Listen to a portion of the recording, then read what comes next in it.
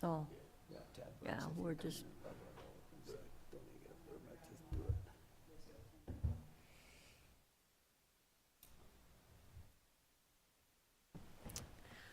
good morning and welcome to the Todd County Board of Commissioners meeting. The time is 9 a.m. The public is not allowed to attend in person, but are invited to watch the meeting via live stream link or county website. Attending remotely is the media. Attending in person, Doug Host, Clifton Larson Allen, Karen Puzak, Punsack. Great River Regional Library, Adam Osfeld, Planning and Zoning, Soil and Water, Dejan Anton, Soil and Water, Jackie Ock and Catherine McAdance, Sarah Ogren, Human Resources, Denise Guida, Auditor Treasurer, Chris Pelzer, Coordinator, Steve Ock, Sheriff, should be joining us shortly. All commissioners are present, and we will stand for the pledge. I pledge allegiance to the flag of the United States of America and to the republic for which it stands, one nation, under God, indivisible, with liberty and justice for all.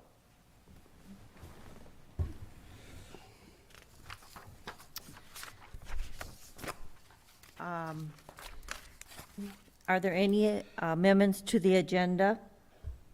I have none. If there's no amendments to the agenda, I'll ask for a motion for approval.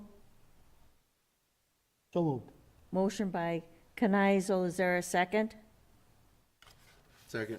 Second, Erickson. Discussion? Hearing no discussion, all in favor? Aye. Opposed, and carries. Denise? Potential consent items today are meeting minute approval, April 20th, 2021, a gambling permit for Holy Family School, Head of the Lakes Resort 3.2 malt liquor license, Head of the Lakes Resort setup liquor license, and Head of the Lakes Resort wine liquor license. Okay. Hearing the potential consent items, is there a motion for approval? So move. Motion by Newman, is there a second? Second. Second, Erickson. Is there any discussion? Yes, Madam Chair, these liquor licenses, weren't they due 1st of April? This is an ownership change. The family is selling the business to the son, am I correct? Daughter? Daughter. Okay. Okay. Any other comments or questions? Hearing none, all in favor? Aye. Opposed, and carries. Denise? Our first item today is the auditor warrants for April 2021. Background is sent for review. Recommendation is to approve the April 2021 auditor warrants with an ACH and a regular manual payment totaling in the amount of $1,065,213.08. Okay. Is there a motion for the auditor warrants? So moved. Motion by Erickson. Is there a second? Second. Second, Newman. Any discussion? Hearing no discussion, we'll do roll call. Commissioner Erickson? Yes. Commissioner Newman? Yes. Commissioner Kneisel? Yes. Commissioner Kircher? Yes. Commissioner Becker? Yes. The next item I have is the commissioner warrants. Background is sent for review. Recommendation is to approve the commissioner's warrant with an ACH and a regular manual payment totaling the amount of $113,161.34. Okay. Is there a motion for the commissioner warrants? So moved. Motion by Kneisel. Is there a second? Second. Second by Newman. Discussion? Hearing no discussion, we'll do roll call. Commissioner Kneisel? Yes. Commissioner Newman? Yes. Commissioner Erickson? Yes. Commissioner Kircher? Yes. Commissioner Becker? Yes. The next item I have is the Health and Human Service Commissioner warrant. Background is sent for review. Recommendation is to approve the Health and Human Service Commissioner warrants with an ACH and a regular manual payment totaling in the amount of $34,697.30. Is there a motion for the Health and Human Services warrants? So moved. Motion by Kircher. Is there a second? Second. Second, Kneisel. Discussion? Hearing no discussion, we'll do roll call. Commissioner Kircher? Yes. Commissioner Kneisel? Yes. Commissioner Newman? Yes. Commissioner Erickson? Yes. Commissioner Becker? Yes. Next item I have is the Health and Human Service SSIS warrants. Background is sent for review. Recommendation is to approve the Health and Human Service SSIS warrants with an ACH and a regular manual payment totaling in the amount of $22,040.36. Is there a motion for the approval of the SSIS warrants? So moved. Motion by Erickson, is there a second? Second. Second, Kircher. Discussion? Hearing no discussion, we'll do roll call. Commissioner Erickson? Yes. Commissioner Kercher? Yes. Commissioner Kneisel? Yes. Commissioner Newman? Yes. Commissioner Becker? Yes. The next item I have then would be the 2021 Memorial Day appropriation. Background is Todd County has included in the 2021 budget annual appropriations to aid in the observance of Memorial Day within the perimeters of Minnesota Statute 375.34 and 375.35. Your options are to adopt the attached resolution or do not, and the recommendation is to adopt the attached resolution for the 2021 Memorial Day appropriation to organizations in Todd County. Financial implications, $1,250, and it is a budgeted item. Okay, is there a motion for Memorial Day appropriations? So moved. Motion by Newman, is there a second? Second. Second by Kneisel. Discussion? Hearing no discussion, all in favor? Aye. Opposed? And carries. Our last item today then is the 2021 Senior Citizen Center appropriations. Background is Todd County has included in the 2021 budget annual appropriations to senior citizen centers within its boundaries. Our options to adopt the attached resolution or do not adopt the attached resolution. The recommendation is to adopt the attached resolution for the 2021 Senior Citizen Center appropriations to organizations within Todd County. A financial implication of $1,200, and it is a budgeted item. Okay, is there a motion for the adoption of the Senior Citizen Center appropriations? So moved. Motion by Erickson, is there a second? Second. Second, Kneisel. Discussion? Hearing no discussion, all in favor? Aye. Opposed? And carries. Doug, I think you're up. Welcome. Hey, it's great to be here. All right, is this thing on? I see a light, but I don't know if this is just me. It's on? All right, I'm kind of loud, so. Light bulb above your head ain't on, though. You've talked to my wife too many times, I think. Oh, all right. Well, hey, we're here to wrap up the 2020 audit. 2020's audits was the year like I never hope to go through again. Last year when we were doing the 19 audits, and I went through social sadness because we did all the audits remotely. Oh, that was not ideal by any means, but we got through it last year. So we'll roll into 2021. We're on site a little bit now, still social distancing, but hey, we got through the audit, so I'm here to present the results of that at pretty high level.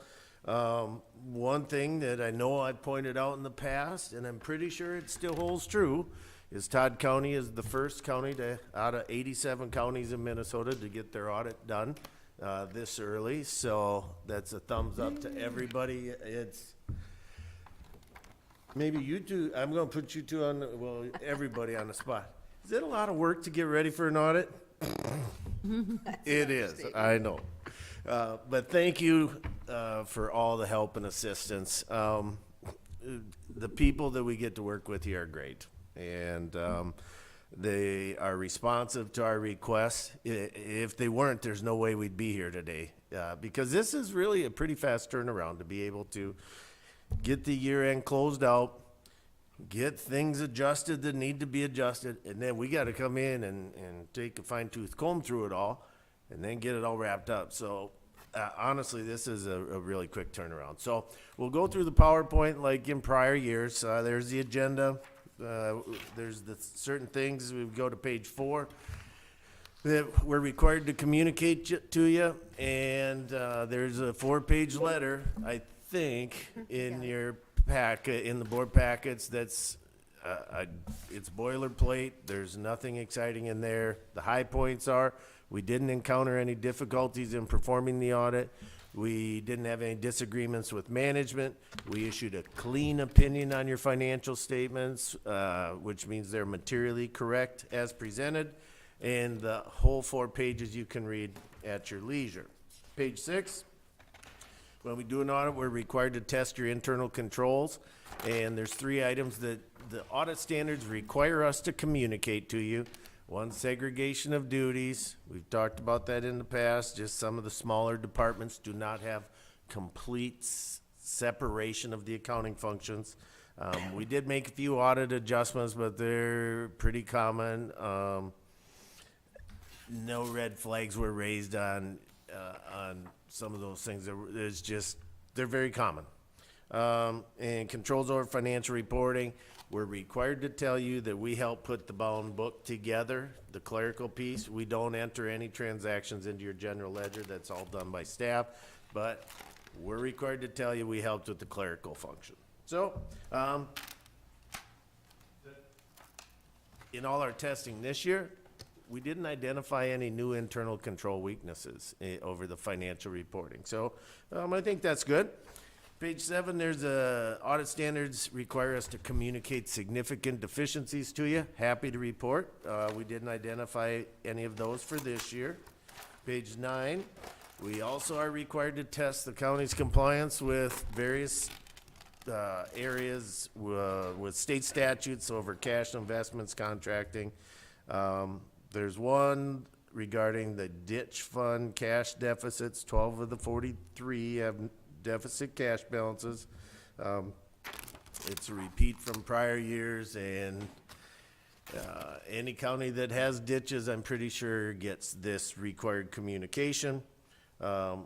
Second item, which we did report last year too, was when you're publishing the disbursements, there's a state statute that says when you make purchases on credit cards, you're supposed to publish the name of the business, let's say the hardware store, instead of the name of the credit card company. So in our testing this year, we also are required to make sure that the payments are made timely. Last year there was an item where a disbursement was made after the 35 days. This year, everything was made in accordance with the statutory requirements, and with having to juggle processes probably a little bit in March, April, May, June to accommodate for the pandemic. That's pretty good. That our testing still, we didn't identify any issues there. Page 11, the county got a lot of money from the feds through Minnesota management budget, and we had to test some of that and the medical assistance grant. Regarding medical assistance, there's information in the case files. In one of the 60 cases that we tested did not get updated into the state's Maxis system. Last year, we had the same issue, but it was 3 of 6, so it appears it's getting better.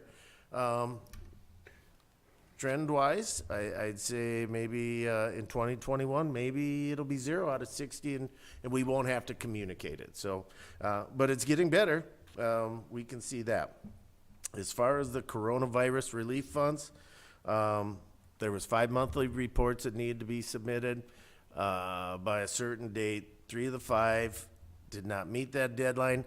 I don't really see there being any impact because the state is still reported. The state has allowed amended reports even after the fact, even as recently as last month on one county that I'm aware of. So I don't really see any big impact on that.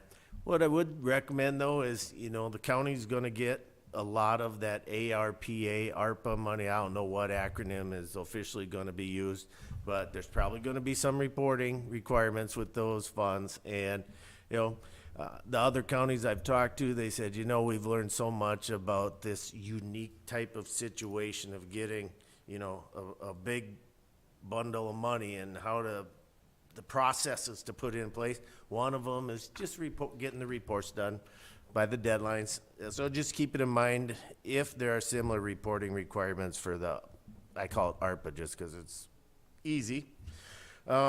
Second item, not quite as significant as the first one, but in 2 of the 25 disbursements we tested regarding the coronavirus relief funds, there's purchases of 2 vehicles, and we were not presented with documentation that consideration of leasing the vehicles had occurred. So when you move into ARPA, documentation is always key. So just document thoughts, discussions. Sometimes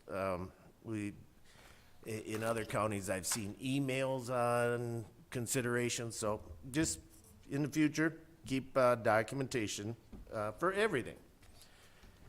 Well, if I may, Madam Chair, Doug, on that situation, how did you had 25 disbursements you looked at, Yep. and were the vehicles included in that, or did you look Yes. at them specifically? No, they were included. We stratified our populations of all the disbursements kind of by category and how they get reported, or got reported on those monthly reports. So we looked at all the larger ones. Okay. Yep. We didn't test too many of the invoices for hand sanitizer. Okay, thank you. And it makes sense. I mean, just by looking at the description on hand sanitizer, yeah, that's pandemic related, so, yep. So on page 13, you've seen this chart before. You know, how's the county doing? How are your reserves? Well, at the end of 2020, you got a little bit over 6.5 months of reserves in your governmental funds, not solid waste. I mentioned before, the state auditors and other national organizations have said a good minimum level of reserves is to have 5 months. If you look at the chart, you've kind of fluctuated really close to that. 2020, you bumped up a little over a month in reserve, or not quite a month. Big picture, I can see 2 reasons for that. CRF money, and then also some of that repayment of the South Country Health Alliance, getting some of your money back from there. Those are 2 biggest impacts. So a different way to look at your reserves is what % of your operating revenues do you have? A good target is 35 to 50. You're sitting at 49. So, you know, you're kind of all right on target as far as reserves. You definitely don't have excessive reserves, and you're also not, you know, scraping the bottom of the barrel there. So I'd say you're pretty stable. Page 14, we just look at where you're getting the money from. And, you know, taxes and special assessments were up 1%.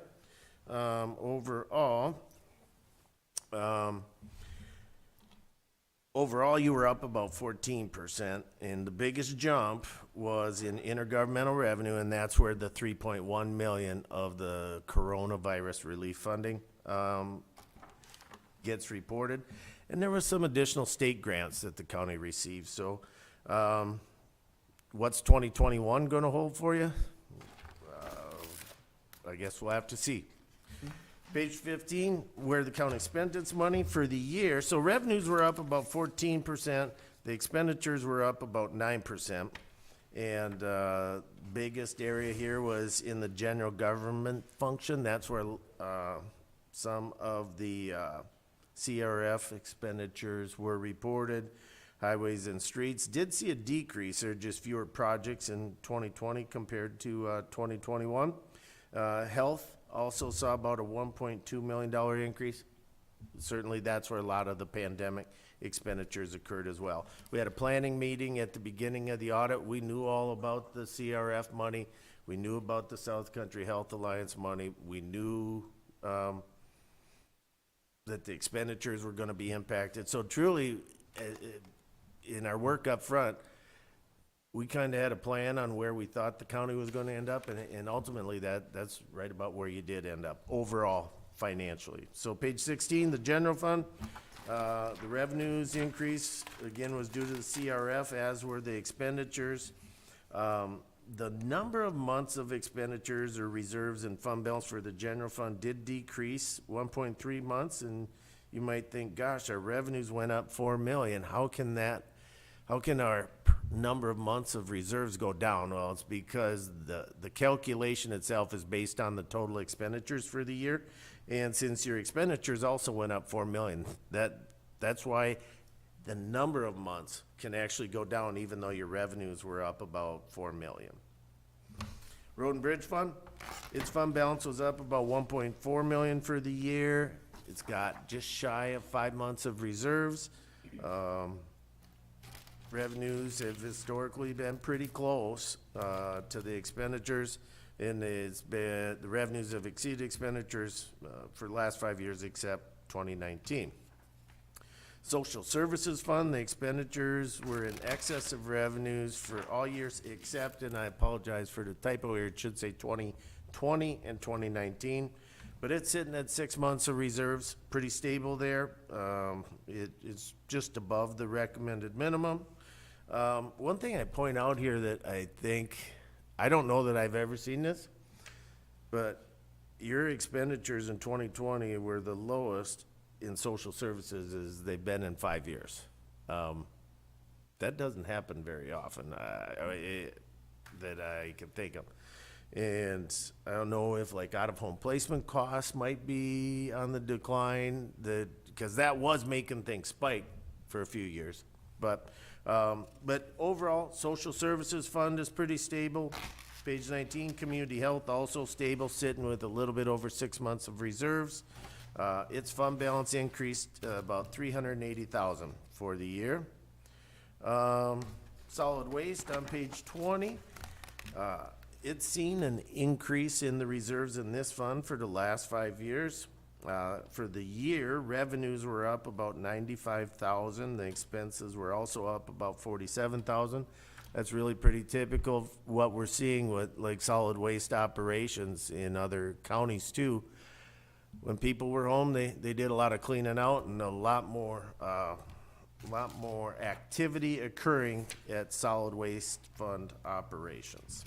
So, page 22, overall, the county's sitting pretty stable. General fund is above the OSA recommended minimum levels and trending upward a bit. Public Works, just a little bit below the recommended minimum levels. There is, I've mentioned before, I know that there's a little bit of a uniqueness in the timing of when the highway user tax comes in, but so that fund's pretty stable. Community Health, Social Services, also stable. Solid Waste, stable. So financially, I think you and we can all conclude that the county's pretty stable right now financially, even in the middle of a pandemic. Page 23, just a reminder, you know, if you ever get a chance with nothing to do, it's a good idea to see if there's any extra checks and balances that those smaller departments could do to improve the segregation of duties. There was no new real big significant accounting standards that needed to be implemented for 2020, but there's a monster on the horizon, and that's this thing, GASB, Governmental Accounting Standards Board 87, on leases. The term leases will go away, and it's replaced with right to use assets instead of leased assets.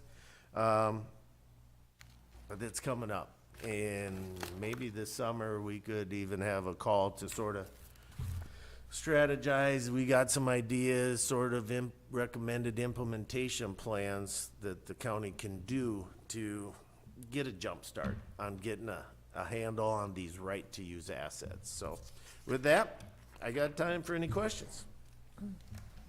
How would that affect our finances, that leasing thing? Negative or positive?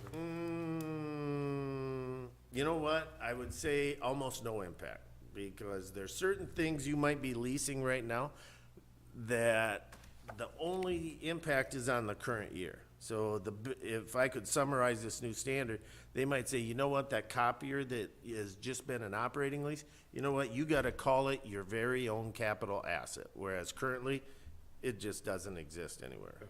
But, so you'd have to put that asset on there. But then it's offset with a payable, because let's say it's a $5,000 copier, you're gonna put a $5,000 copier on your financials, but then you also gotta put the amount of the lease payments that you're gonna owe on as a liability. So you'll add a $5,000 asset, you'll add roughly a $5,000 liability. So it's just gonna gross up. Kind of offsetting. But the reason I ask is because we, you know, we do lease a lot of public works equipment, and I don't, Steve, are you leasing squads? Okay. So, you know, it does, I just worried about it having a negative impact on our finances, so.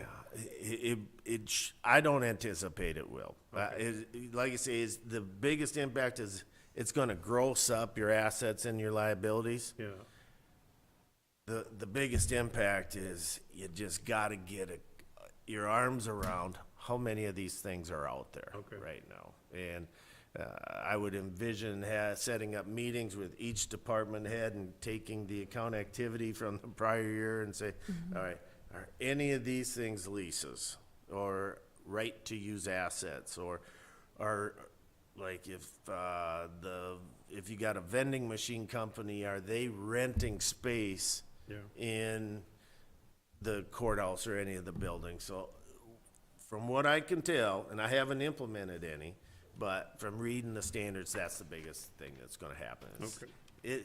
Once you get it all together, then the rest of the piece is very mechanical. Well, I've just heard about it, so I just, Yep. you know, all of us board members are on different committees, and a lot of them are audited, and the leasing is coming up with those too, so just want to know what impact it's gonna have. Yeah.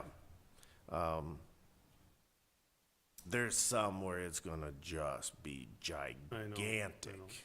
There was some talk about the parking lot, if you know, that's gonna be considered a lease or something. It could be if it's shared with somebody else or they're renting portions of it. Tell me why this is going to improve the presentation of your financial statements. I can't, if you ask me how it's gonna improve it, I can't tell you yet. I may figure it out, but I can't tell you for sure. Any other questions? Thank you, All right. Doug. At Have a that great point, summer. I'll ask for a motion for approval of the 2020 audit report. So moved. Motion by Knizel, is there a second? Second. Second by Newman. Discussion? Yeah, Madam Chair, as long as they keep it a 10-minute report, we'll keep you on board, so. Any further discussion? Hearing none, all in favor? Opposed? And carries.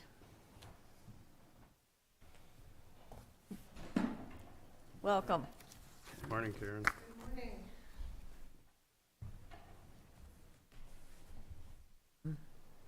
Nice to see you all again.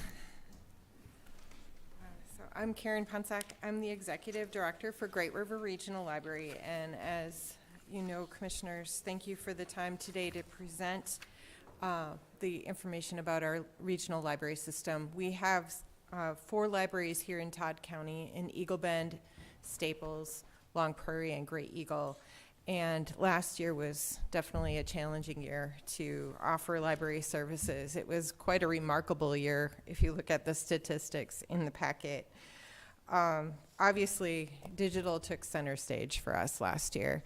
We had an 18% increase in activity in the digital library, and that was largely due to the shutdown in March. We did move to an online library card application process about 1.5 years ago, and we were able to accelerate that so that kids were able to register for cards if they were 13 and older. So we had, during the distance learning phase of last year, a lot of different students logging in to get access to our ebook collection, and we were thanked by our teachers for allowing that access. One of the other new services we offered last year was called Wi-Fi to Go. It was a pilot project out in Pierce to circulate hotspots, and we received a shift in the way we could use our state dollars. So our telecommunications aid had typically only been available for services inside the library, but because of the pandemic, they did extend that and made that permanent. So now we are able to do Wi-Fi to Go in a wide variety of locations. We have it at about half of our libraries, all of the ones in Todd County. And Todd County also helped us boost that project by giving us some CARES Act funds. So we were actually able to double the hotspots in Todd County and circulate them. Kathy, who oversees our Eagle Bend and Staples locations, has said that's been particularly helpful out there with distance learning for the kids. And, you know, a lot of people were telecommuting too, and broadband, as we know, is just really hard out in this area. So it was nice that we were able to extend that and offer it to free. People can come into the library with their library card, check out a hotspot for a week, and then return it. And then, you know, if it's available, they can check it out again. And if not, they can get on the list locally. And we don't circulate those between libraries. We try to keep them just at the ones that we have them placed right now, because we put those in the locations with the least amount of broadband connectivity and the highest rates of free and reduced lunch kids, so that we could really target the kids who needed it the most and the families who needed it the most. We also launched a new platform called Hoopla, which means you can stream movies from home with your library card. That was money we had set aside from reserves and donations a couple of years ago, and we were able to accelerate that project last year and get that up and running while we were closed down. And then we also added an 800 service so people can call in if they, wherever they are, and get an answer. And that phone number is answered at any of our locations. So there's always somebody on staff, even if the library is closed. One of the other projects we did last year was a partnership with some of our cities. In Staples, they have a really nice parking lot out in front of the library. And our Wi-Fi connections are always on at the library, even if we're not open. But we were able to use our funds to extend that signal further into the parking lot in Staples. So that made it easier for people to just park in front of the library whenever they were in town to use that Wi-Fi connection for free. We also offer a new service called Print to Go, which means you can either come into the library and use a library computer to print, or you can use your own device. So we were able to start using our curbside services fairly early on last year, so that if people were at home working or at, you know, doing schoolwork at home, they were able to actually, you know, print from their phone, print from their iPad at the library and pick up those prints even if they didn't have a printer. So that's been a really popular service and a new addition over the last year as well. There were a lot of new things that we tried and did, and people have really responded in very positive ways. One of the first services we had done at the end of March was launch curbside services. So when the library doors were closed, people could still call in, and we would just run the books out and they could pick them out. We are continuing to do that at all locations right now as an accommodation for people who still don't want to come out of their vehicle, or, you know, can't wear a mask and don't want to go into a public space. So we continue to do that. Jen in Gray Eagle says it's very popular out there. So I'm not seeing that we'll dial that back anytime soon, even if things open up more. People really appreciate if you've got a van full of kids to not have to get out of the van and get everybody in and out of their car seats. Or if they have mobility issues, it's just a little easier for those people who have a hard time getting around. So it's a nice new service that we're offering. In Eagle Bend, we've had some activity there on the building, which is kind of exciting.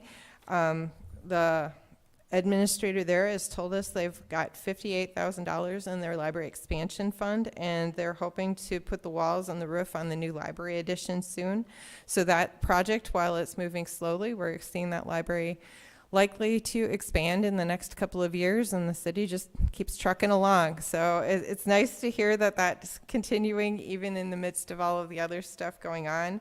At a regional level, we did open a new library last year as well. Kimball continued with their building project and managed to open a brand new building in December. So if you're ever down in Kimball, it's a fantastic new little space. It was partly funded with library improvement grant funds. And it's, you know, one of those little communities that could. They raised half of the funds locally, and then they received a state grant to support it. So I just wanted to also point out, down at the Capitol, we are looking at really hoping that the state library increase in funding actually passes this time. It has made it through both the House and the Senate and it is now in the conference committee. Representative Ron Cretia is on that conference committee, so if you get a chance to talk to him, if you could let him know that you support House File 1710, that is additional state funding for regional libraries across the state. It also would stabilize our formula so that we'd actually know how much funding we're getting when we set the budget at the library. So it would be fantastic if you have some time to do that. So I just want to wrap up by letting you know, your citizens really appreciate library services. Great River really appreciates your support of library services. Thank you for lending us Commissioner Kircher on our board. He's a great voice for Todd County on that board, and he really helps us think about what it's like out in rural areas who need library service. I'll end with this comment we received about Long Prairie, but I think it could be any one of our libraries. We received this from Cindy, who says she uses the library a lot due to having health issues that keeps her close to home. Times have been trying for many, but libraries and the workers do so much for their family. We are very grateful for everything that they do. If we need something ordered or can't find what we need, they do get it for us, and they greet us with a friendly smile and a "Hey, how are you?" when we come in. We are very grateful for everything that they do for us and our community. So I'm proud to be part of this library system, and thank you. If you have any other questions about what happened over the last year, be happy to talk about that or any other thoughts you might have. Thank you. Questions? Comments? I'd just like to echo that as Karen stated, that the library system has been a challenge with this COVID situation, but in her leadership, I think it's went really well. We were doing Zoom board meetings, and how many counties? There's 6 counties involved, right? And so it was a little difficult, but we've been managing. But with Karen's leadership, I think we've excelled with this COVID situation and getting our citizens out there materials that they can access and read and enjoy, and I don't think it really slowed us down too much. I think we just kept a steady pace, so. Right, thanks. Yeah, I'll point out, like, items checked out, that's physical books. So in a normal year, we would have checked out about 3 million items, and we checked out almost 2 last year, even though we lost June, which is absolutely the busiest month of the year. Right. We have about a quarter of our libraries right now circulating more in January and February than what they did the year prior, and that's before the shutdown. So I anticipate as things open up, we're going to see that activity really come back in droves. And I encourage you commissioners all to get library cards. Yes, please do. You can do it online now. You don't even have to leave your home. It helps us when it comes to funding, actually, so. Yes, it does. Okay. Thank you, Karen. Thank you. Thank Have you. a great day. Thank you.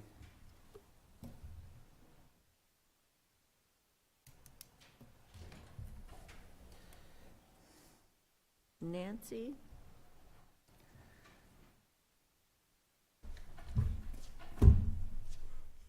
Good morning.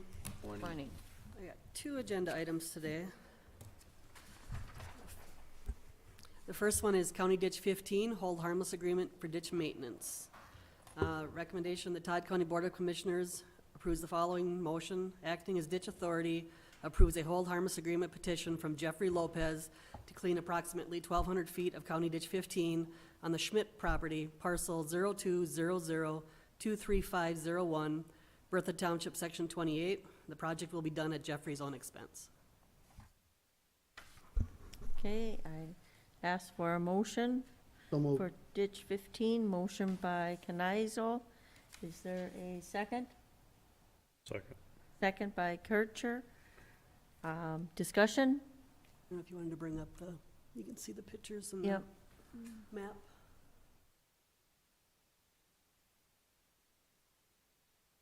So the section circled there is what he wants to clean.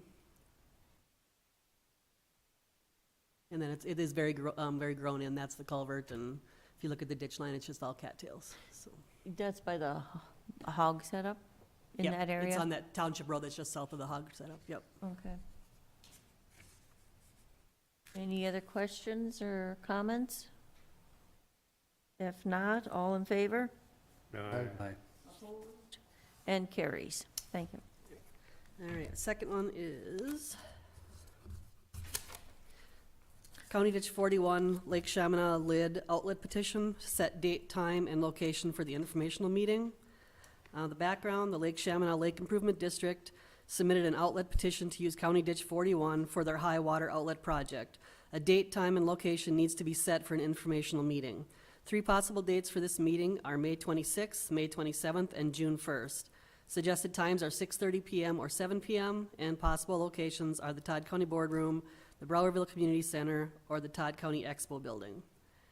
The recommendation will be, I'll read it when they pick the dates and times. Okay. I would like to have it a Tuesday if we're going to have it in the evening, June 1st. I don't know how the rest of you feel. And the lid did send me an email after I'd already submitted the board action, and they also added June 3rd or June 7th. And I did already check with Kurt Dieter and Chris, and both of them could make both those dates if you Okay. needed extra dates. So how many people are we expecting? Well, I'm gonna be mailing out 105 letters, that's the landowners. And then there are whatever number of landowners there are on the Todd County side that the project is gonna affect, that's on either side of Pulaski Road. Or not Pulaski, is it Pulaski? Yeah, I think it's Pulaski Road. And then, I suppose whoever the lid wants to have at the meeting. I don't know if they're gonna invite their whole membership. That I am not sure of. So you suppose we have to use the expo building or what? Madam Chair, Nancy and I talked about a mix of hybrid and virtual. So we would anticipate that some people would attend via Zoom and some people who maybe aren't as technical would be showing up in person. We could also set it up to be like an appointment to speak. So they could be present in an area that's allows for social distancing, but then just have them set up appointment times to speak. If we would do it that way, then we could use the boardroom, correct? Or will the boardroom be too small either way? I still think we would need a bigger venue if it's going to be both in-person and virtual, just for spacing. Because we also want to make sure that those who are waiting to speak, they are able to hear, and the lobby area wouldn't allow for a larger amount of people. Because we have to still maintain this capacity limit, right? Yep. Yeah. Of 10 or whatever? In this setting, if we were in a Yeah. larger setting, we could have more numbers. I guess, Nancy, what's your suggestion? All the dates work for me. As far as for the hybrid, I did ask for input from because I'm the secretary treasurer for the MADI Association, which is the Minnesota Association of Drainage Inspectors. And I did send an email out to the group asking who's doing hybrid meetings and how they're doing it. And I got some really good input from Faribault County. She actually even, they're not, like I talked to you about needing a link before I send the letters. They're not sending the link with the letters. They're actually telling people they're basically RSVPing if they want to do it by Zoom. And then they're contacting the ditch inspector, and then she is providing them with the link and stuff so that we don't have to have that known before I send out letters. That could be some, as far as the link and stuff. We could do that at a later date. There are counties that are doing it hybrid, partial. The one from Faribault County, they have a bar that looked like they have a bar that they invite people to. They must have like a conference room or something in a local restaurant bar they have it in.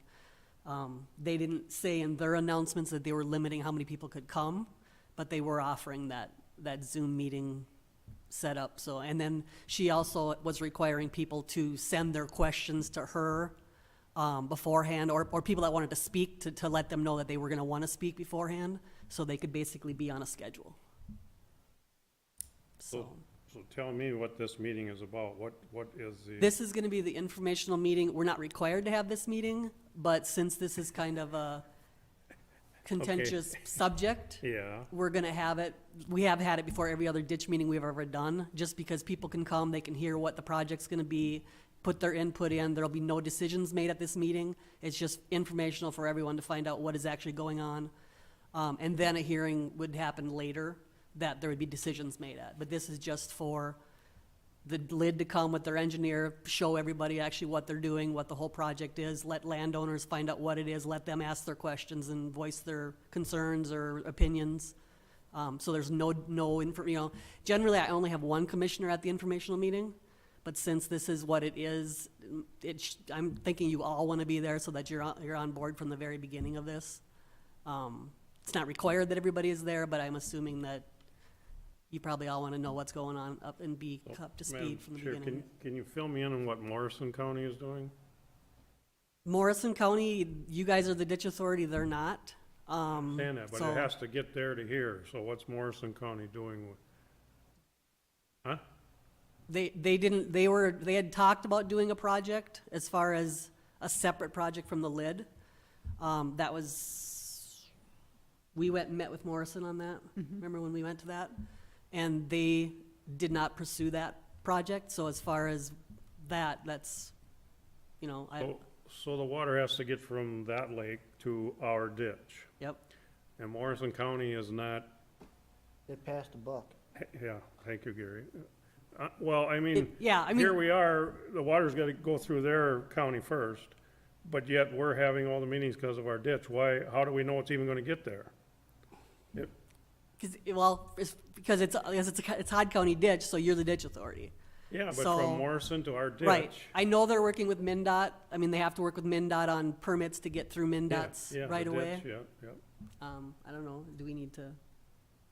You- don't know You know, what- and that's really the question is, are they going to get the rights to get it from the lake to Todd County? Because they got to work through MinDOT, and they do not have that done.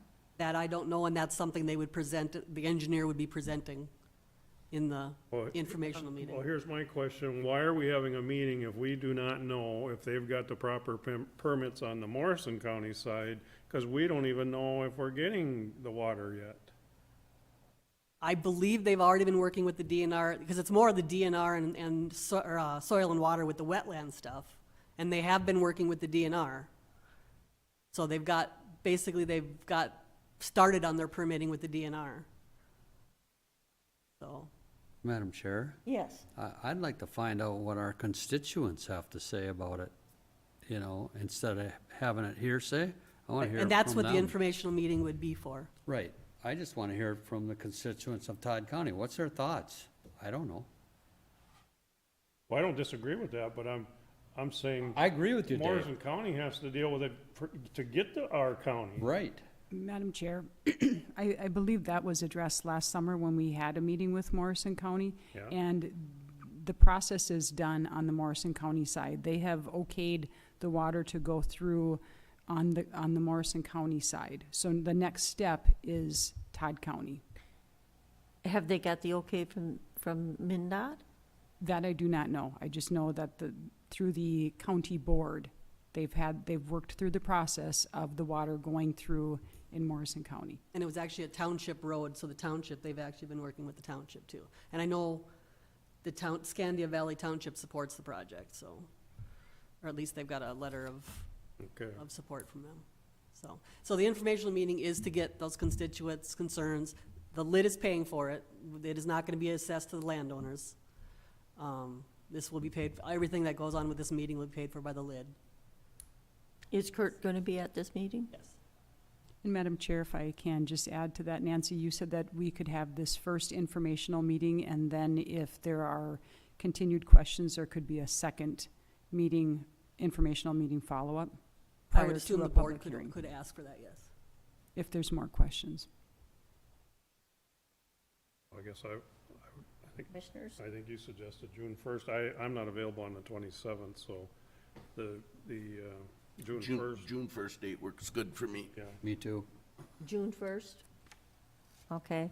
Yep. We'll set it for June 1st then? Okay, and then as far as the time, we generally have done them at 7 PM. We wouldn't need it to be that late. We could do the 6:30, so that's up to you guys too. I'm available The whenever. location, I guess I'd let you guys pick that. I don't know where you. And Nancy, you said 7:30 for time? Nope, 6:30 or 7. 6:30 or 7, Yep. guys? 7. 7? 7. And you will let us know of the place you decide? Madam Chair, I would suggest that Nancy ask for a response when the letters are sent, to ask for a response back on who would be attending in person or virtually, so we can actually get some type of a head count to know which venue to pick. Right. So cutting it tight for response. Yeah. I'm not sure how well that's gonna work logistically, because I have to put a notice in the paper, and the landowner letters. It would almost be better if we had a place picked. Okay. Is there anything, I mean, why can't we use the expo building? We have internet out at the expo building, correct? We do, yep. So it would just be a matter of getting the sound set up, which we can work around that and make sure that that's working. So if that's our, And then we've got Best some option. chairs we can move out there. yep, I can work with facilities for chairs Then we don't be have to put out worry there. about That- size. That would be the bigger size, yeah. Yeah, That's because the only right. thing really different, Covered. well, the Browardville Community Center has a screen that comes down, but other than that, they don't really have a sound system. We can work with that. Expo. Okay, Yep. let's do it at the expo Expo then. building? There you go, our first meeting out there. Yeah. Okay, everybody's in agreement on that, so I can read the Okay, recommendation? yes. Okay. So the Todd County Board of Commissioners approves the following by motion. Acting as ditch authority, set the date of the CD 41 informational meeting for June 1st, 2021 at 7 PM. The meeting will be held at the Expo Building. And I'll probably need a motion for that, or do we need a motion for setting the date? Yes, please, okay. Is there a motion for approval? So moved. Motion by Newman. Is there a second? Second. Second by Kircher. Discussion? Hearing no discussion, all in favor? Aye. Aye. Opposed? And it carries. Thank you, Nancy. Thank you. Adam.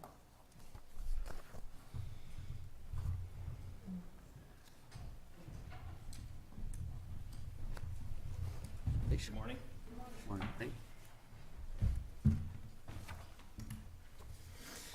All right. My first item this morning is the final plat of the Seibel Subdivision 4.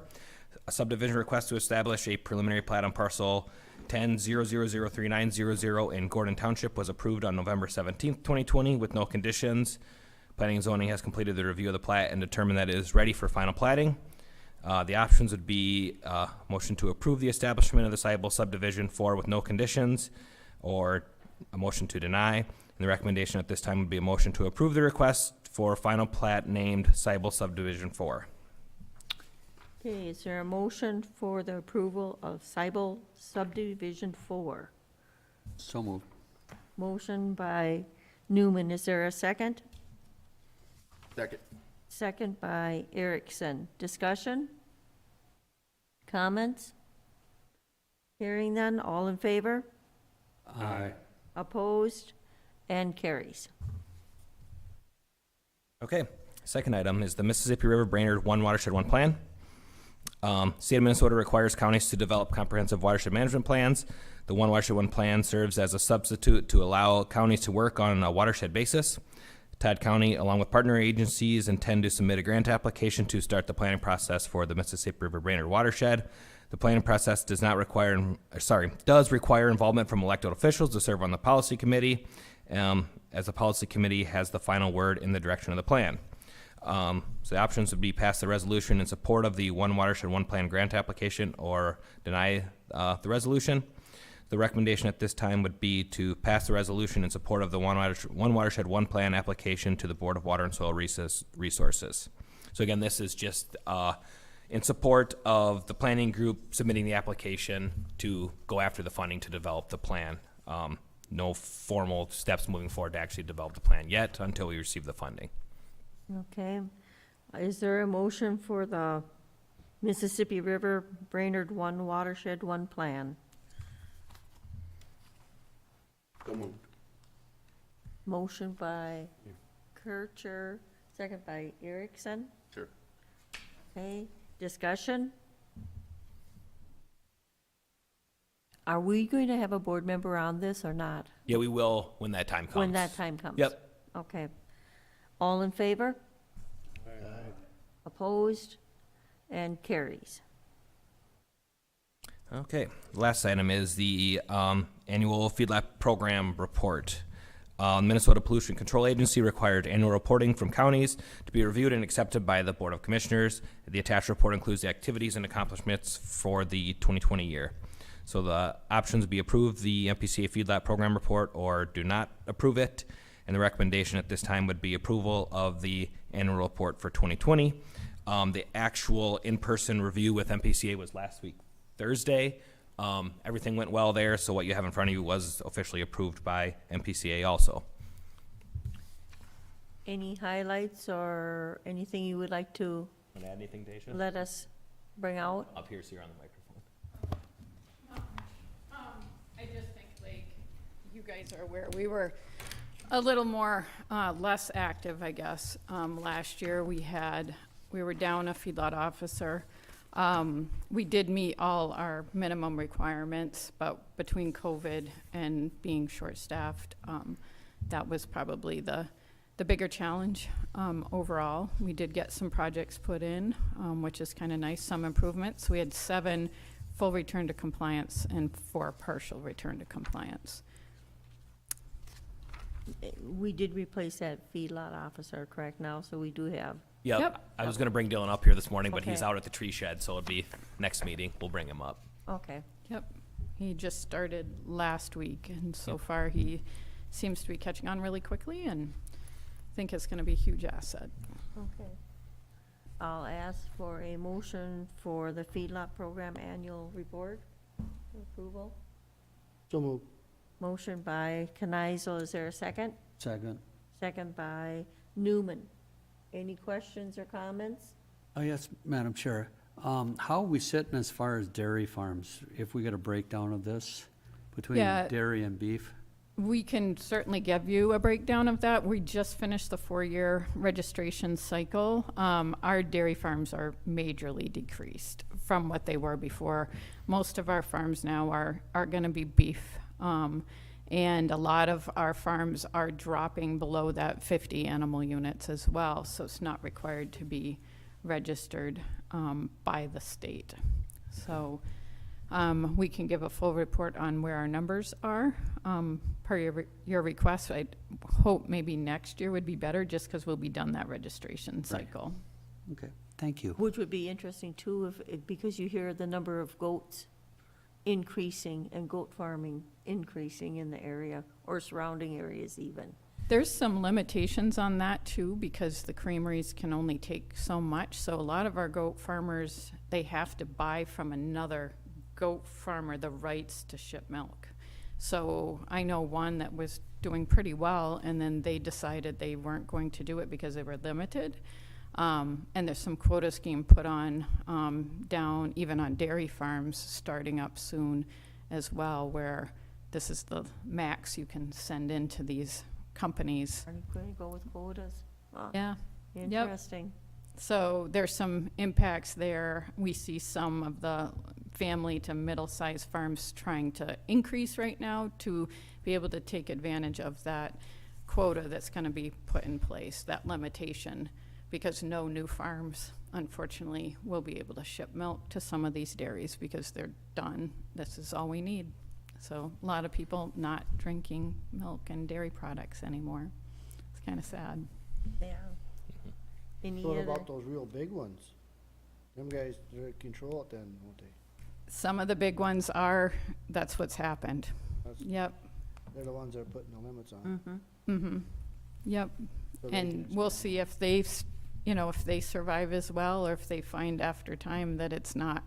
Yeah. I predict it'll cycle back to a smaller farm at some point, but we'll never have the dairies that we used to have, just because the people aren't drinking or utilizing dairy products the way they used to in the past. Interesting. Any other questions or discussion? If not, all in favor? Aye. Opposed? And it carries. Thank you. Thank you. And this report does have the signature line at the top there. And I'll stick the Mylar at your desk for this. Thank you. Yep, thank you.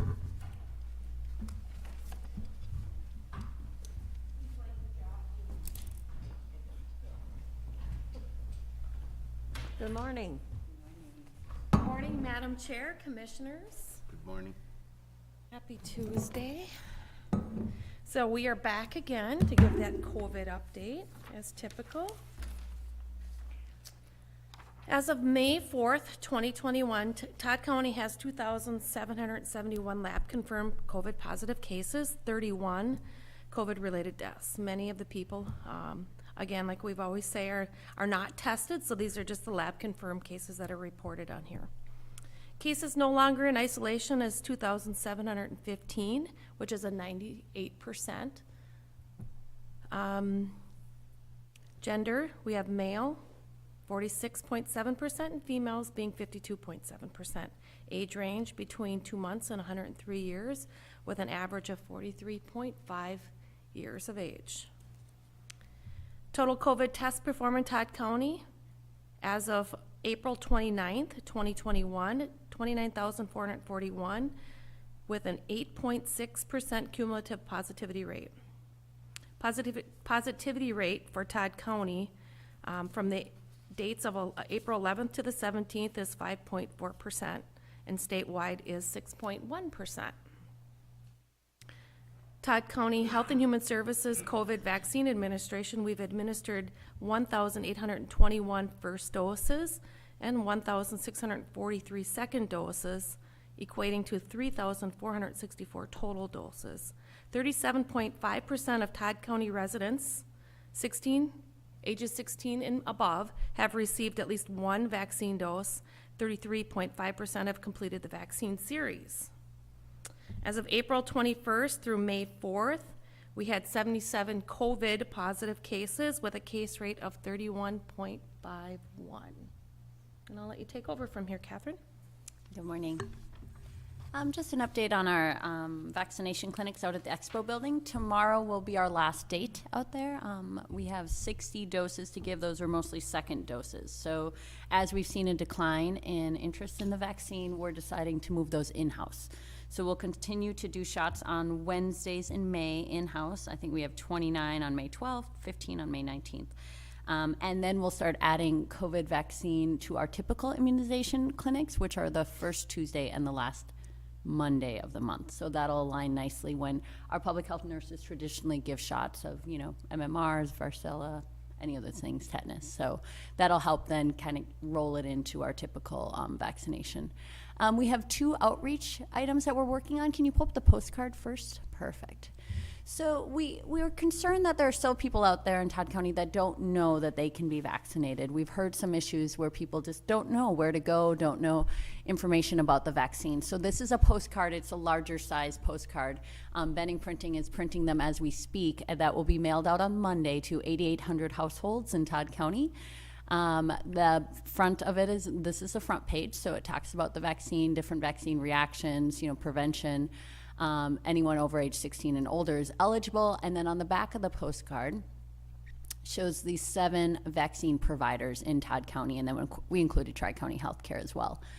So this is the information that'll go out to everyone so that they all have access to, where they can be vaccinated and where to call. We also did include, because it was very timely, that the vaccination bus is also coming to Todd County May 17th to the 20th.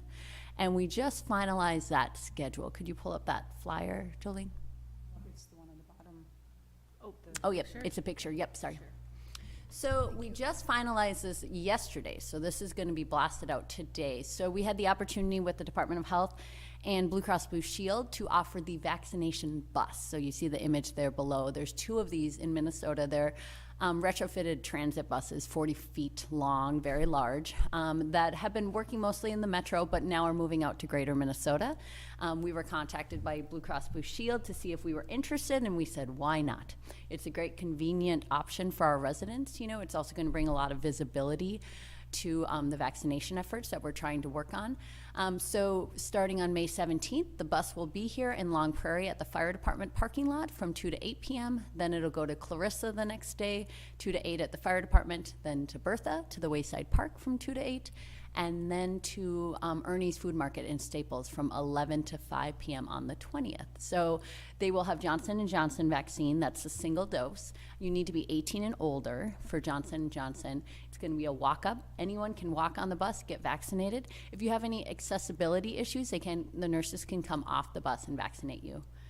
I think it'll be a great option. You know, we've done the same thing with our clinics, and I think now this is something new and different, and I hope it reaches some of those populations that'll just see it as a nice, convenient, easy way to get vaccinated. You might be asking why Todd County is the bus if there's one of two in the state of Minnesota coming here. Well, our vaccination rates, by the immunization report, statewide immunization report that is put out, we are one of the lowest in the state. So we are targeting those areas and zip codes to where they are the lowest, in hoping that we have some visibility, and people are waiting. There may be some that are waiting for the Johnson & Johnson, which is a 1-dose administration, and then just following that 71 corridor to meet those areas of low rate vaccination rates. Questions? Commissioners? Madam Chair, can you show the map that you showed last night? Do you have that? You can get into the H drive. It's not to community health. I can send it out afterwards. So what we're getting from the state weekly is a vaccination rate by zip code. So we're able to see all the zip codes in Todd County and really the surrounding areas. So that's why, like Jackie said, we based these in the areas that had the lowest vaccination rate. So the southern part of the county, Sauk Center, Osakis, Grey Gull, is around 40 to 45% vaccinated at this time, 1 or more doses. As you move further up, we start to see that rate drop into the 30s, and then the lowest vaccination rates are in the Bertha Hewitt Aldrich area. So that's why we're kind of bringing the bus up to that direction. Madam Chair, we've got some COVID money coming again, or whatever they call it. Or we do have it already, I don't know. Madam Chair, coming soon, is what we hear. Christmas, okay. Would we consider buying a little mobile vaccine unit? Buying our own little mobile bus? Yeah. I think we should see how this goes. Well, I just think it'd be a good idea because, you know, you could use it for other purposes for public health. We do have that enclosed trailer. We've talked about but using that's that. not, you know, it's not heated, it's cold.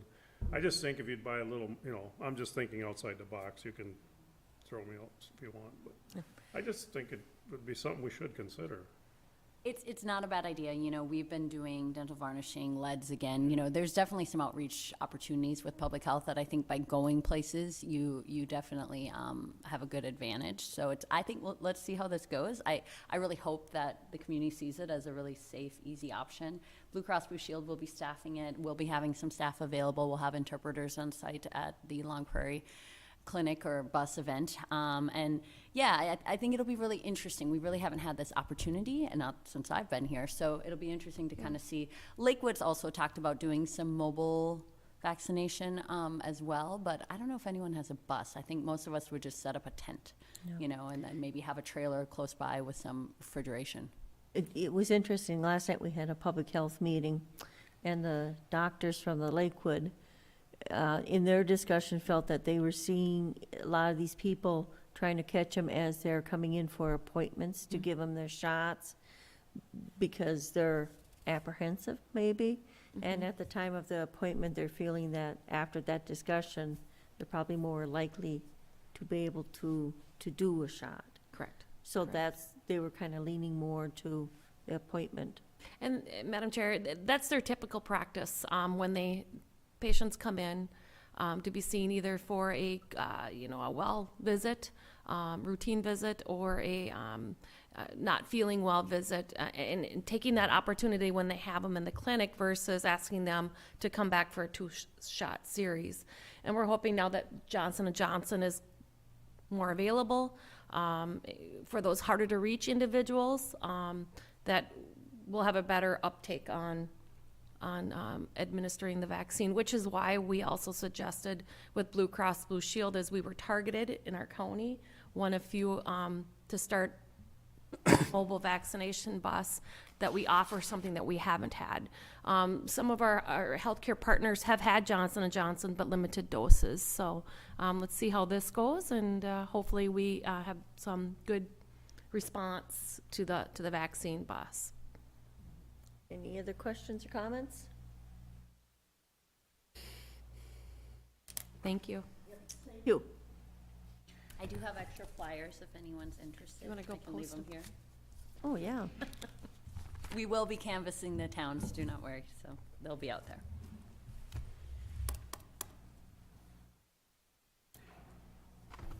Thank you.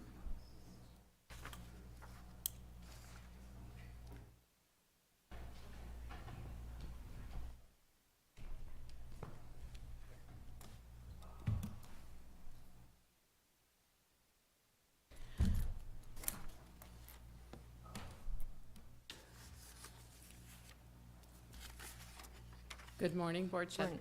Chair Becker and Commissioners. Today's topic in administration is to approve the participation in the summer internship program through Sourcewell. The background is Sourcewell provides funding to support student interns hired by the county. The program allows for financial support of $12 per hour, up to 640 hours for the duration of the internship. Todd County has participated in this program in previous years, and departments are requesting to utilize this program. Personnel Committee supports the request for the departments requesting to take part in the program. For the purposes of the program, the interns are considered county employees, they're temporary employees, and the county's responsible for applicable employer taxes and workers' compensation. Your options are to approve the participation in the summer internship program through Sourcewell for the departments requesting to participate, which is currently the Sheriff's Office and the U of M Extension, or two, do not approve this, with the recommendation being to approve the participation. If I can, when we were reviewing this in personnel, there is different financial with Sourcewell? Yep, Madam Chair, the program changed slightly from years prior in that now they are considered county employees, and the actual wage is covered, the hourly wage is covered through Sourcewell, but the county is responsible for the taxes and workers' comp or any other, if there would be like a mileage or meal reimbursement, those would be on the county. Okay. Any questions? I do, Madam Chair. In the board action, it's not generalized, it just specifically says 2 aid departments. Are we saying all departments can do this, or are we just saying these 2 departments? This board action really is intended to, I mean, if any other department wanted to take part in this program, this board action should cover that. Right now, the request is just the Sheriff's Office and the U of M Extension. Other departments are all aware of the program. These are the 2 departments that have requested it. I was just a little fearful of passing it, it just says 2 departments, so if it generalizes, I'm okay with that, but I just think other departments would want to take advantage of it, so. Or are we better off to do it as it's written for these 2 departments? Any other department coming forward should do a review through the personnel and then be brought to board? Madam Chair, if we do that, that does slow down the process, and this is a summer intern, and we already at next board meeting will be at the end of May. So the intent of this was to cover any office that would be participating, just noting the 2 that are at this time. Well, I'll move, Madam Chair, that we do number 1 and add after the sheriff and UM in parentheses and any other agency requesting participation. Okay, I have a motion from Kircher. Is there a second? Second. Second from Erickson. Do we have to clarify the motion or not? No. Okay. Any further discussion? Hearing no further discussion, all in favor? Aye. Opposed? And it carries. Thank you. Thank you. And we'll go to standing reports. Jolene, you got a report? Sure, why not? I'll fill in Denise's shoes here with just 2 very plain notes to make you all aware of real estate taxes. Due date is coming up before our next board meeting happens. So real estate first half payments are due on May 17th, extended to the 17th because the 15th lands in the weekend. And the other thing to make note of is there's a special election coming here in Todd County on May 11th, next week, for the Upsala School District, for a little over a $7 million bond question. Okay, thank you. Commissioners' reports?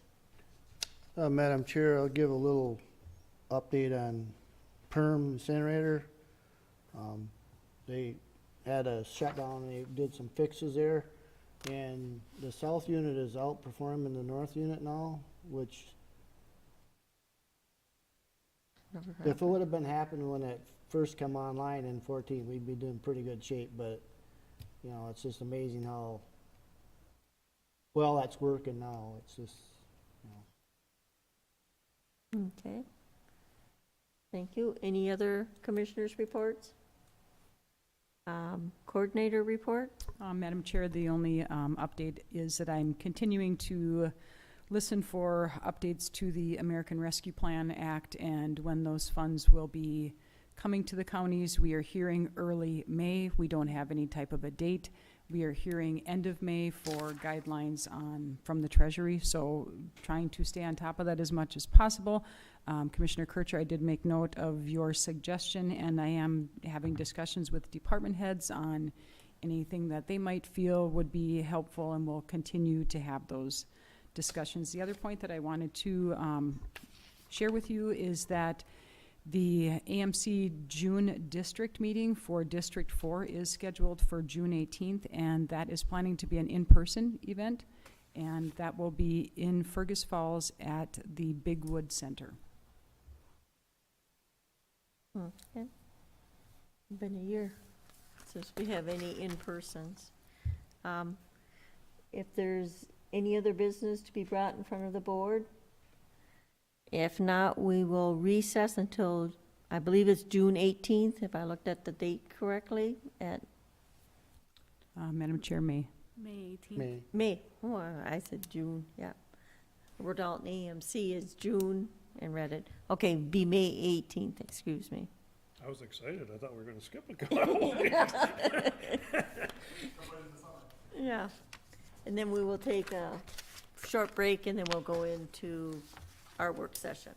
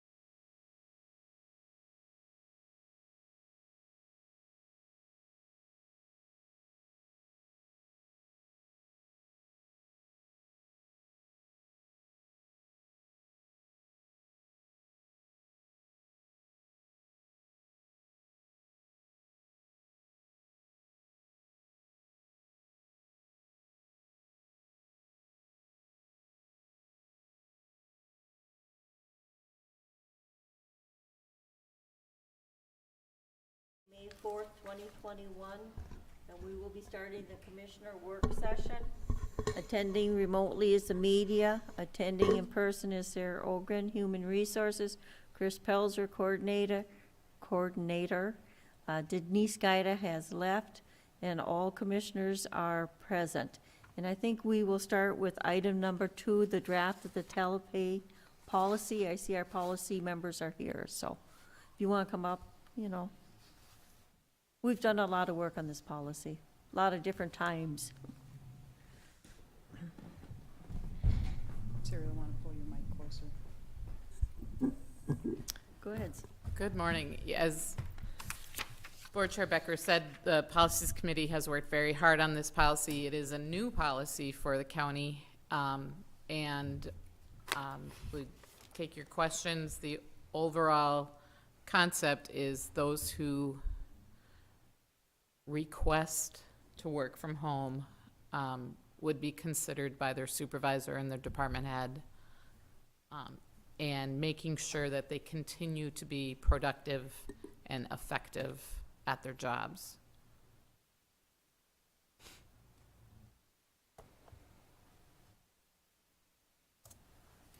And I think we wanted to make this policy where it's different than what it started out to be, you know, because everyone was sent home at the time to work at home because of COVID, and this would be a policy that would be working in place of that one. Madam Chair, when the pandemic hit and we were ordered to send people home via the governor's executive order, we needed to have something in place to just have some framework for the staff to operate. So we did do a very simple remote work policy, which a lot of counties did the same thing at that time. Through that time frame, we see that there may be a desire for the board and for employees to look at telework. So we took that simple policy and just built on it, looking at other counties' policies, looking at what the state policy is, and came up with what you have in front of you. So just to kind of go over a couple of the highlights, I'll be brief.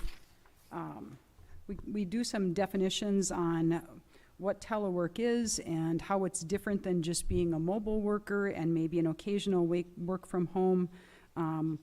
We also talk about who is considered for telecommuting. I mean, we talk about the fact that you have to at least be employed with the county for 12 months.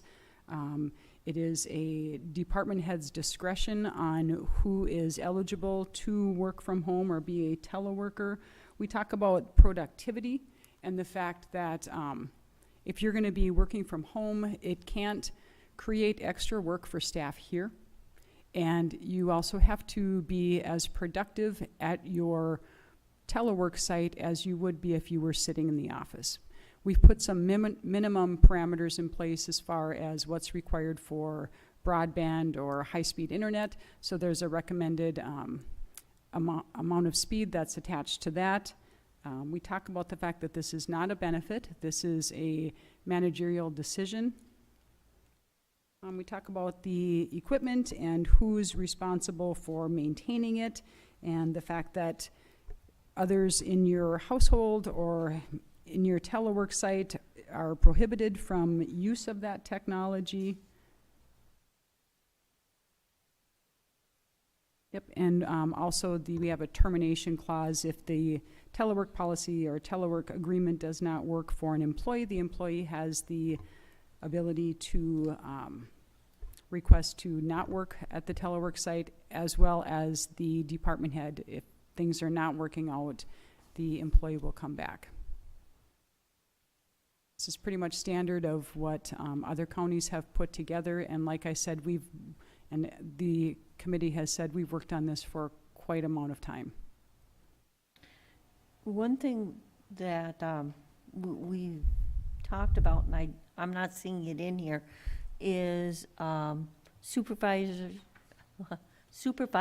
and managers, and what's their role going to be. And I think we brought that up and had a discussion. I didn't see it in here. Am I just missing it? Madam Chair, at the time of that discussion, we That didn't become a recommendation from the committee to put that in here. So the discussion we had was, I thought it was. should management staff have the ability to telework? And we had a pretty lengthy discussion about that, telework versus the occasional working from home. We know that sometimes we have staff who maybe they have a meeting that's going to be a half a day meeting and taking place in a different location than their work location. So sometimes we have staff who might be working from home just to fill that gap while they're coming to or from the meeting. So that would be really an occasional work from home. And we talked about whether or not management should be allowed to enter into a telework agreement. So telework is actual scheduled days out of the office. And I thought we said that they couldn't. We're leaving it to the department head to make that decision. Okay, We did discuss it, yeah. and we left it as And how is. about the department heads then? Department heads, I do not believe would take part in telework. Okay, Not- department heads would right. have to be. Yep. Okay.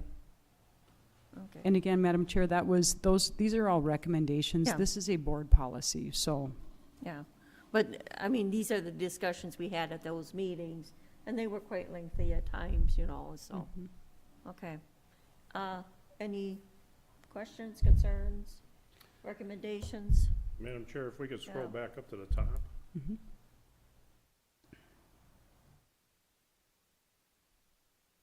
When it says policy, and then it goes on to say the county, and the county, does it mean the county board or the, I'm just a little, I was looking at that saying, does it mean the county board recognizes the importance and the county board supports it and the county board would approve or deny telework at home? Madam Chair, thank you, Commissioner Kircher, for bringing that up. This should be saying Todd County, and it should be saying the Todd County Board, if that's your wishes, The because reason it I'm is saying yours. that is for covering insurance purposes and all that other stuff, that the county board approves that, so that we are covered by any litigation that comes out of this. If we just say the county, I believe it should say the county board recognizes that and Yeah, covers us as far as insurance covering people and things like that. I have not read it, I'm sorry. But when someone works from home, I did catch a little bit of it. How does our workman's comp and our insurance kick in? Let's say I am working and, I tripped on a piece of my little kid's toy and I got hurt. Okay, is that our responsibility then to cover that, or is it the homeowner's insurance that kicks in, or how are we doing that? Yep. So we did reach out to MCIT on that question, and the response was, if the employee is in the line of, if they're doing their job and they get injured, that is a workers' comp insurance claim. When you make a claim, the insurance company looks at it and decides whether they're going to accept a claim. The example we got provided back was that if an employee is walking out to their mailbox to get their personal mail and trips, that is not in the line of doing their work, even though it might be between their workout, start and stop time. Good, thank you. I'm just want to know that we recognize there are things that can happen, but are they in our scope or outside of our scope? So I just want to know that we do have that coverage or no coverage. So do we explain that to the worker then, that do they, sign off on this policy, say we understand it, and the date they do it, and is that done annually then? There is a sign-off on the last page of the policy. We have talked about at the policy committee that we will definitely have to do training with managers on how we, go through the policy with the person, the employee, before they actually enter into this telework policy. There will need to be some type of training and understanding. And I recognize there's some unknowns, but we'll probably encounter them. which we may have to change or amend our policies. Otherwise, I think it's good that we have this, because it is becoming, I hate to say this word, the norm, but it's coming, I guess, so. Okay, any other questions? Madam Chair, if I could just ask for, somebody have a question? I have one, Madam Chair. So who follows up on this? So if I get up in the morning and decide to log on and then go about and do whatever I want to do, and then when it comes to 4:30, I'll log out, who's going to police this? The department head, I'm assuming? Yep, and Madam Chair, just as we've gone through for this entire year through the pandemic, there have been controls put into place for staff who are here and staff who are working remotely, making sure that work is being completed. So department heads have been responsible, as they have been prior to the pandemic, to make sure that staff are meeting their workload, they're doing what they need to do, coming to work on time, physically here, doing their work starting at the appropriate time from their remote location. So those, we do have checks and balances in place for that. So they still get their 15-minute in the morning, half an hour lunch, 15 in the afternoon? That is correct. And then do they have to log out when they do that, or they continue to stay logged in through their 15-minute break? It would be no different than a staff person who is here. I don't know that anybody is specifically punching a clock when they go out on a break or on a lunch. We trust that our employees are doing what they need to do until there is a time where we've been given an indication otherwise. Okay, because usually in the private sector, the only time you had to punch out was for that half-hour lunch period. And if you were gonna leave the building, otherwise it was, you got your 15-minute, you just wrote it down, and then lunch hour was either you punched out or you stayed inside the facilities, and, yeah. Okay. Okay, and I think another topic of discussion we had was to make sure that we have people in place when people come in to visit the county or to see someone, that we have people in place that the building is not empty. And so, that's another area that we were trying to address and make sure that we were still knowing that we're people-friendly, or however you want. Number of people Yeah, available for anybody who may walk in and needs help or Yeah. services. and that if they're working from home, they cannot have people visiting them at their home, correct?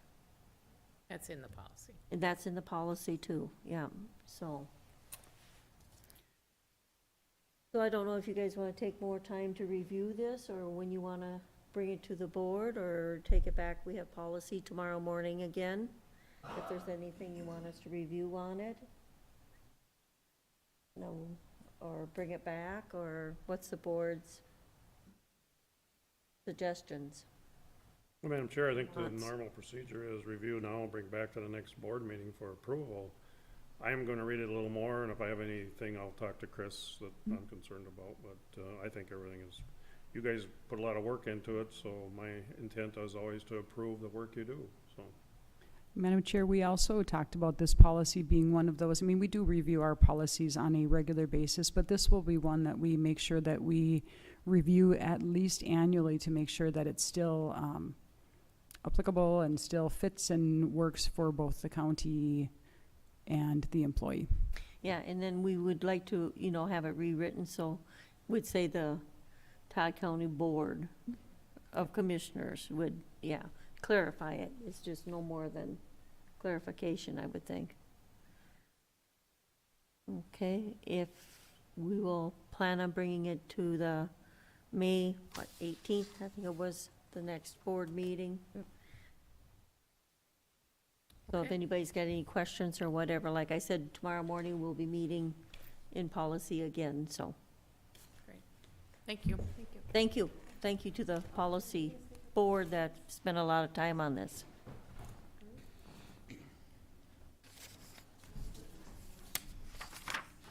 Okay, and the next item would be the Long Prairie Hockey Association lease of the Expo Building. Can I redo the PDF version? Everyone have a lease agreement, the old one you put on their desk? I have the lease agreement available on the screen for us to look at, which is redlined. The version you have is the old and includes the new redlined language. Jolene, if you'd open the PDF first and the recommended changes tab. Yep. Okay. Okay, so I'm just going to start with a little very brief discussion on what the Long Prairie Hockey Association has asked for this year for some changes in the lease. They've asked this year that it be a multi-term lease. They've asked that the lease agreement include the total rental costs, including all of the utilities, which is what they have been paying, a base rent plus utilities. They've also asked that we approve the lease agreement in June, which allows for them to make some purchases of things that they need for this upcoming hockey season, which would be they need to make a purchase of a water heater, and also the facilities committee has recommended that we have netting for the ceiling. So getting this approved in June, that would allow them some time to get those pieces in place. The items that the facilities committee has recommended are that all items be removed at the end of each season, including any signage that is put in place by the Hockey Association, and also that netting that we're asking them to put on for the ceiling, or requiring them to put on. And we are also making sure that the lease language includes that no changes can be made to the building or the premises without consent of the county designated authority.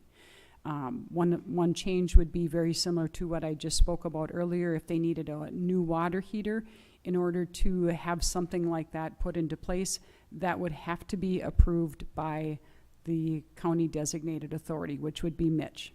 So if they're going to put anything into place, prior to doing that, they need to ask for that approval. Can I ask a question, Madam Yes. Chair? Why would they need a hot water heater? Don't we have them in there?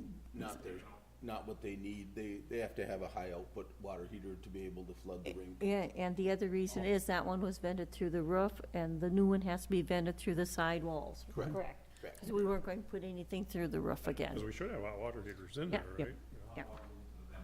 Yeah, Yeah. this is strictly Yeah. for hockey. Yep.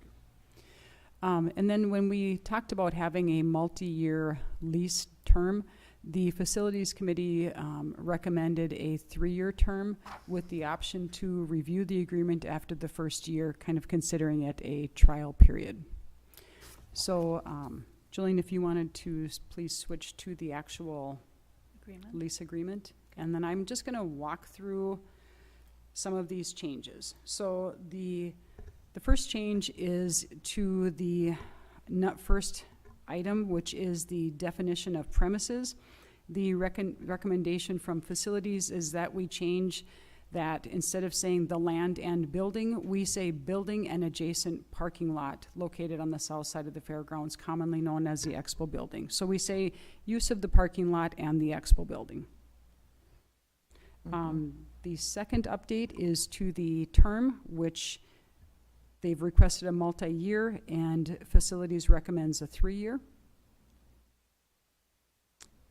The third is a change in rent, and this is kind of spelling out what that annual payment might be, and I'd like the board to absolutely weigh in on this amount. This $26,000 is an amount that we came up with based on previous year costs. The base rent for the Hockey Association that we charged them 2019-2020 year was $4,500, and then Hockey Association has been responsible for all utilities over and above that $4,500 charge.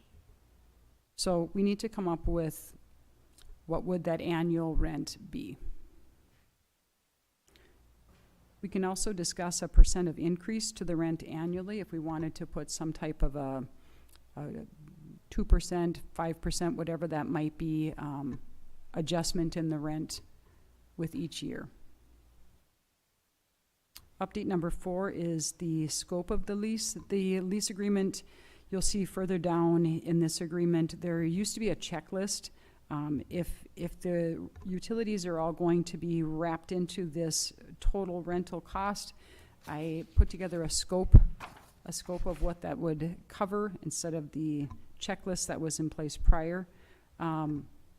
We also talk about what would be covered under the rent and then what would not be covered. And what would not be covered is the insurance applicable to the lessee personal property or personal liability, any future modifications that are requested, and if there's any property damage incurred by the lessee during the lease period. The update number 5 is the possession. So under this possession, there are terms that allow the lessee to terminate the agreement, and I think there's a 30-day termination in there, if I'm in the right spot. Oh, I'm sorry. This one speaks to the 3-year term was added, and also who's responsible for snow removal. In talking with the president of the Hockey Association, he stated that the Hockey Association does that snow removal. That's not something that the county does, so I want to make sure that that was spelled out. This also spells out that the lessor has the right to be in the building at any time that the lessee has is occupying it, so we want to make sure that we say that we can be in the building. We also have other tenants, such as the Ag Society, who they do have a small office space in the expo building, so we want to make sure that the lessee is aware that there may be other people who are allowed access during this lease time. Jillian, if you want to maybe scroll down. And it would be update number 7, which is the condition of the premises. This just spells out that the lessee cannot put anything permanent in place without consent of the county, but anything that they do bring into the facility when they start the lease, they also have to remove it at the end of the lease. What we have done in the past is we've allowed the Hockey Association to store some of their equipment and supplies, and we would not be allowing that at this time. When the lease is done, their stuff is removed. Okay, update number 11, which is termination. Keep scrolling down. So the termination states that the lessee can terminate with a 30-day request. We wanted language in here that allowed the lessor to take occupancy back in the event of some unforeseen event or an emergency. And just like we've gone through the pandemic, we needed to have exclusive use of that building. We want to have some language that allows us to do the same going forward. Number 12, assignment. This just states that the lease may not be assigned, transferred, or conveyed by the lessee, so they can't lease it out to somebody else during this time frame. Can we back up to the termination? Sure. How long does it take to clear that ice out of there? I believe Mitch said 4 days. Yeah, I thought it was longer than that, okay. no, because they put in a lesser amount of ice, and they've got with the heat in the floor, they can turn the heat on Okay. and remove it. Yeah, and that was also one of the things we were going to have them add to it, so that the ice would be removed faster in the spring, so, because it was hard on the walls or something, the way they had been doing it, yeah. Okay, thanks. And Madam Chair, the commissioners, that 30-day, again, this is a draft that the Facilities Committee went through, so we can have discussion on if Well, that that's a 30 normal days. lease agreement, is 30 days, so. Okay, update number 19 is a holdover. And this just spells out what happens if the lessee is in the building longer than their lease. So maybe there's something going on and they request that they be in there a little bit longer than March 15th. if the board would allow or entertain that there's just some information in here that says continued rent would be based on actual utilities that were consumed during that time.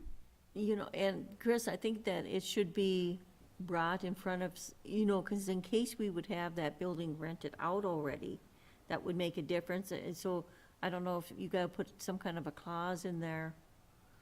You know, if we would ever do a spring show again or you know.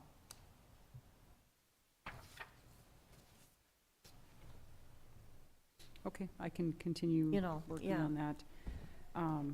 Update 27. That's just, if you want to keep going.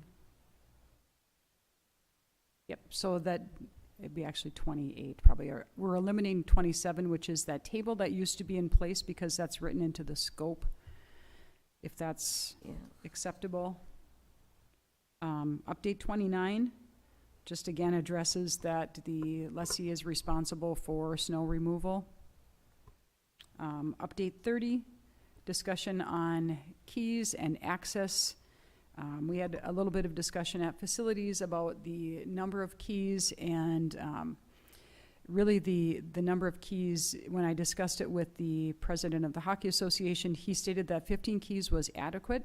And I asked if it was maybe overkill, and he said no, because this really speaks to the number of coaches and who has to be in the building at different times. So 15 keys has worked well, and they would request that they are given the same 15 keys. Item letter B there that's listed, if you want to scroll up a little bit, Jolene. Yep, so B is being eliminated because this speaks to the Hockey Association continuing to store things after the lease and having access. We have recommended that once the season is done, that all things be removed, so this would not apply.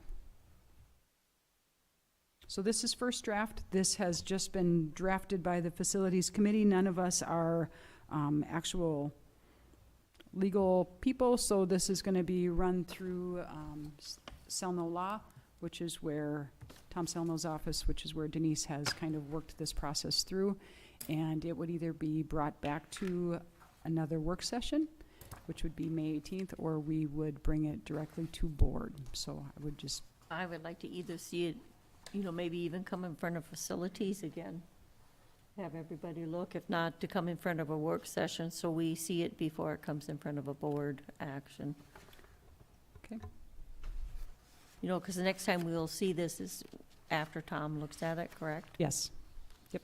And this would have actually gone through him, but because the timing was pretty short and he had some prior commitments, he hasn't seen this yet. So we'll send it through him and then bring it back to the board and maybe even call a facilities meeting prior to then. Yeah, I would like to see it come through a facilities meeting. Okay.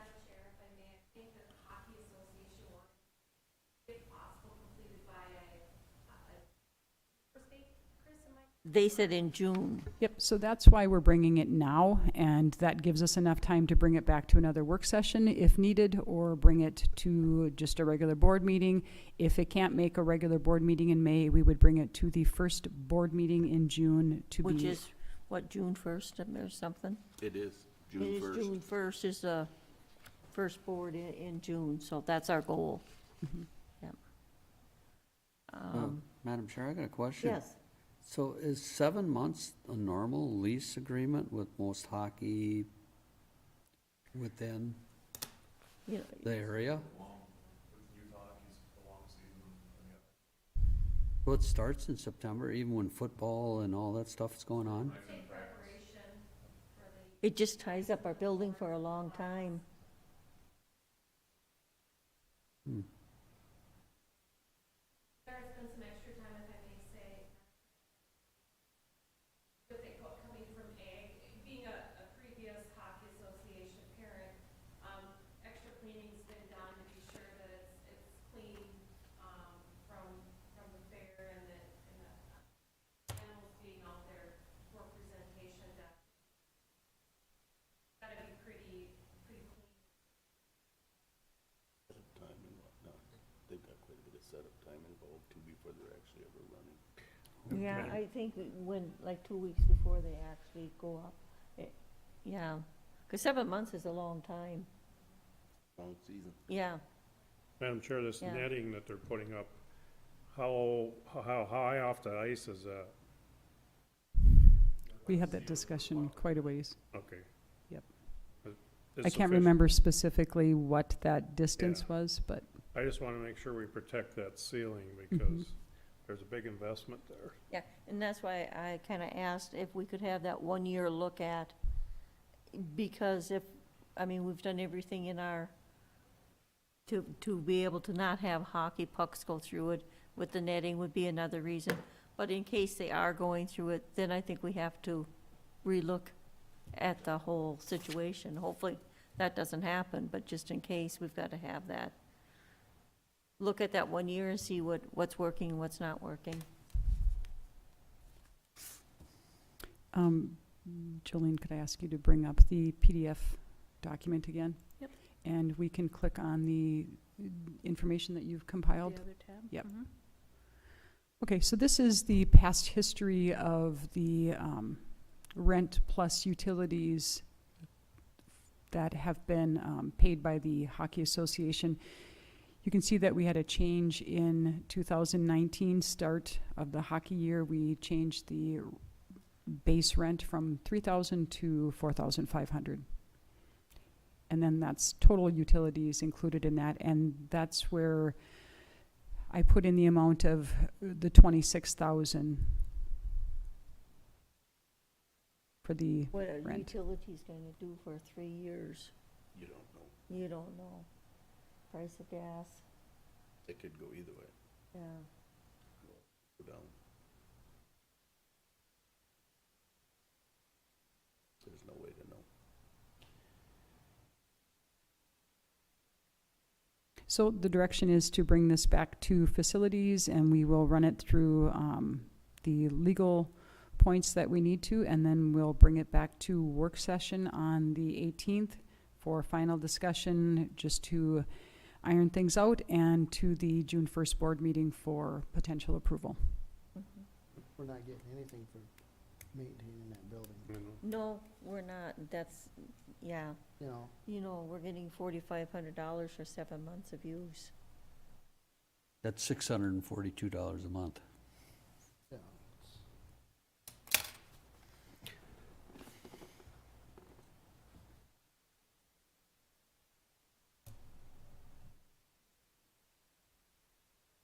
Well, we could, if we're gonna do a 1 year lease to start with, if we see we're gonna have more expenses, we could up the lease agreement then, right, You could.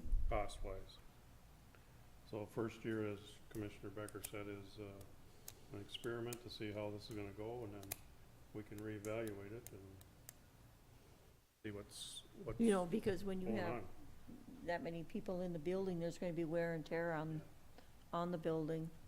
What we wanted used, I mean, we didn't invest in it to not use, so we do wanna use it, so. Now, we're talking about tarring the parking lot or something, Yep. That'll make it a lot nicer for them. Mm-hmm. The other thing that was brought up, I think, at a Ag Society meeting, Gary, was the snow and how it was, Or it's piled up. where it was piled. So maybe that should be a discussion, they should be able to pile it other than next to that, new show arena. I would hope. That's just a matter of, yeah. I would hope those discussions with the start of each hockey season, anything that, or the end of each lease term, I should say, that those things be brought up at that time on what the expectations are as far as when we talk about snow removal, what's the specifics, where do you want it? And that would go through. So, Chris, Mitch. is there anywhere on that, like the personnel committee would walk through it with them, or the facility committee would walk through building before and after, or, where did that kind of go? So there is language within, and I'm not gonna be able to specifically point this out right at the moment, but there is language in here that states that, the building needs to be, when it's released, it needs to be in the same condition that it was found. So at the time that the lease is allowed, whatever condition that is in, it has to be in that same condition when they are done. There is language in here that speaks to any type of damages due to the lessee, that is their expense. The county will, someplace in there it states that will, Yeah, I know, we've talked about it at the facility. Okay. but I can clarify the language regarding a walkthrough if that's important. Yeah, I think it's, would be good to either personnel or facility group or, because of, you know, You guys bring that up with facility and, yeah. Okay, I can get that language clarified. Same style lease agreement, same thing. okay. Now, I guess if anybody else has any changes to let someone know about them. Any other questions or concerns? If not, I guess the work session will be completed. Thank you. Thank you. Yeah, we didn't stick 1.3 or whatever million in that, just let somebody destroy it.